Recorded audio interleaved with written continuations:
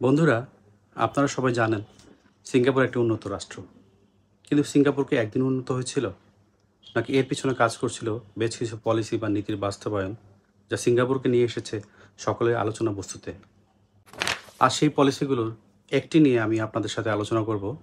তাহলে চলুন ভিডিওটি শুরু করা যাক। লি কুয়ান সিঙ্গাপুরিয়ানদের সামনে একদিন প্রতিজ্ঞা করেন যে আমরা হব এমন একটি বহুজাতিক রাষ্ট্র যার জন্য আমরা সমগ্র বিশ্বের কাছে উদাহরণ হয়ে থাকব।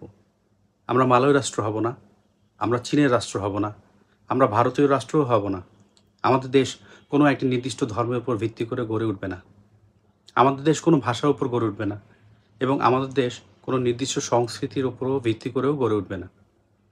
আমরা হব একটি ধর্মনিরপেক্ষ সেকুলার জাতি, যা এই দেশকে গড়ে তুলব, যেখানে রাষ্ট্রের প্রতিটি নাগরিক হবে সবাই সমান। তবে কনস্টিটিউশনে শুধু সেকুলার শব্দটা যোগ করাটাই যথেষ্ট নয়। এটা করলেও সমতা আসবে না। মানুষের মনে অন্য ধর্মের লোকের উপর সন্দেহ থাকে যখন সেখানে বিভিন্ন ধর্মের মানুষ ও জাতির লোকরা বসবাস করে।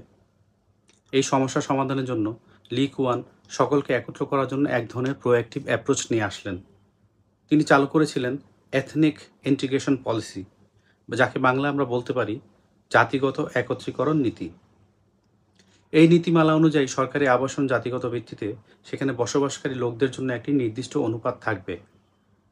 উদাহরণস্বরূপ, একটি বিল্ডিংয়ে 22% মালয় থাকতে হবে, 84% চায়না, 10% ভারতীয় এবং অন্যান্য সংখ্যালঘু গোষ্ঠী বাধ্যতামূলকভাবে একসাথে ওই বিল্ডিংয়ে থাকতে হবে। দেশে যে পরিমাণ জাতিসত্তা দেখা যায় তা প্রতিটি ভবনে যেন প্রতিফলিত হয় সেই ব্যবস্থা করতে হবে।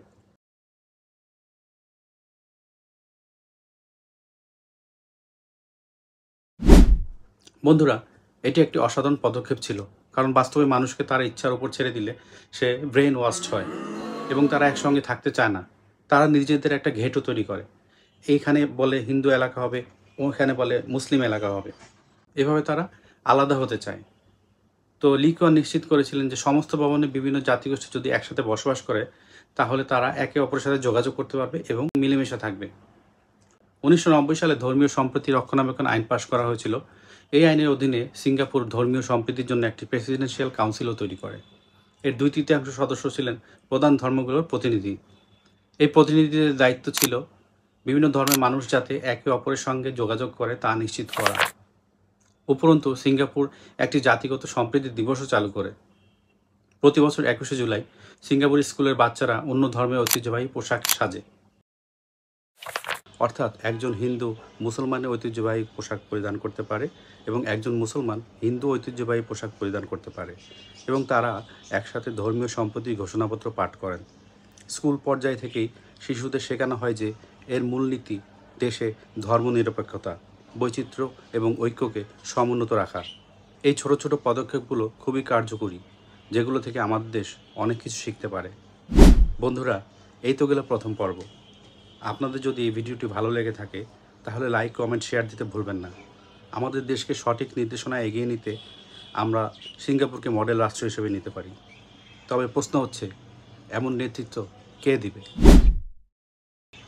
আমি নাজমুল আকরুমেন, দেখা হচ্ছে অন্য কোনো ভিডিওতে।